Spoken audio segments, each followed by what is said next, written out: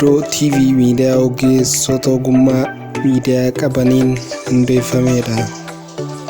Oduu wayitaawwataan qophiilee barsiisoo fi bashannansiisootaan isin biraan ga'uuf karaa YouTube'tiin dhufnee qophiilee keenya xumurree dhufnee jirra.